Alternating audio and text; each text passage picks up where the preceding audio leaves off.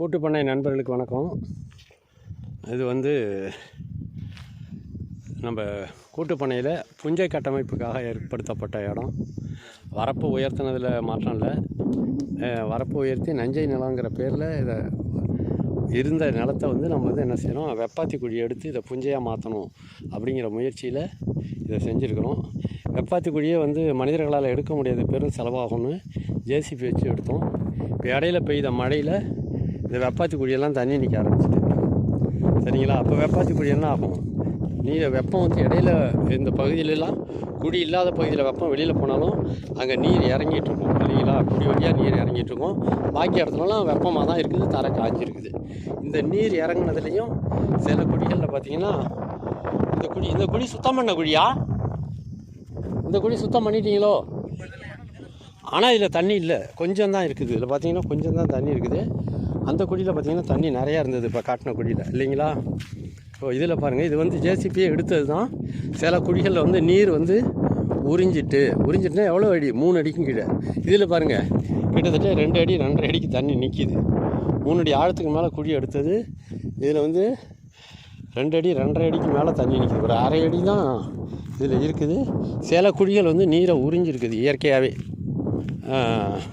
நல்ல வெடிப்பு, பாலமாக வெடிப்பு வெடிச்சிருக்கு. பூமி பார்த்திங்கன்னா குழந்து ஆழமான வெடிப்புகள் இருக்குது. பார்த்திங்கன்னா தெரியும். நஞ்சை நிலம் ஓட்டினதெல்லாம் இவ்வளோ வெடிப்புகள் இல்லை. இதையும் நீங்கள் கவனத்தில் வச்சுக்கணும். எவ்வளோ ஆழமாக இருக்குது, எவ்வளோ இருட்டாக எவ்வளோ ஆழம் இருக்குது பாருங்கள். இந்த ஆழம் இதில் தண்ணி பார்த்திங்கன்னா சில குழியில் உள்ளே இறங்கியிருக்கு. சில குழியில் 1 அடி 1.5 அடி, சில குழியில் அரை அடி தான் இருக்குது. 2.5 அடி 3 அடி கூட தண்ணி நிற்கிது. சரிங்களா? இதில் இப்போ என்ன பண்ணுறோன்னா, இந்த வெப்பாத்தி குழியை இன்னும் கொஞ்ச நாளைக்கு கூட சரி பண்ணி விட்டால் வேகமாக வெப்பம் வெளியேறும் அப்படிங்கிற அடிப்பில் இந்த நீரை எல்லாம் கரையேற்றுறோம். நீரை கொஞ்சம் மொண்டு ஊற்றிட்டு இந்த குழியை அடிப்பக்கம் சதுரமாக சரி பண்ணி வச்சோம்னா ரொம்ப வேகமாக மீண்டும் குழியோட நீர் உறிஞ்சும் திறன் அதிகரிக்கும். அதாவது பூமியை அந்த 3 அடி ஆழத்துக்கு காயும். அதை பார்த்திங்கன்னா தெரியும். இதோடைய கிட்டத்தட்ட இடுப்பு உயரத்துக்கு ஜேசிபியால் குழி எடுத்து ஆழப்படுத்தியிருக்கிறோம். இந்த குழியிலேருந்து தண்ணியை வெளியேற்றிட்டுருக்காங்க. பாருங்க, இங்கே தண்ணியை மொண்டு ஊற்றிட்டு இந்த குழியை காய வச்சுட்டு கொஞ்சம் உலர்ந்ததும் நாளைக்கு கிடப்பாறையை வச்சு 4 பக்கமும் செங்குத்தாக எடுத்து சரி பண்ணிவிடுவாங்க. சரிங்களா? 4 பக்கமும் செங்குத்தாக இதை சரி பண்ணி விட்ருவாங்க. இப்போவும் கையாலேயே அந்த ஓரத்தில் இருக்கிற மண்ணெல்லாம் எடுத்துடுறாங்க.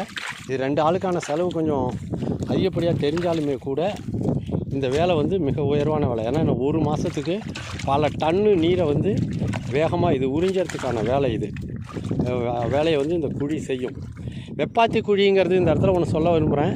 வெப்பாத்தி குழியினுடைய நோக்கம் மண்ணை வளப்படுத்துவது. வெறும் வெப்பத்தை கடத்துறது மட்டும் இல்லை, மிக உயர்ந்த முறையில் புஞ்சை நிலங்களை வளப்படுத்துறதுக்கான அடிப்படை கட்டமைப்பு உடையது வெப்பாத்தி குழி.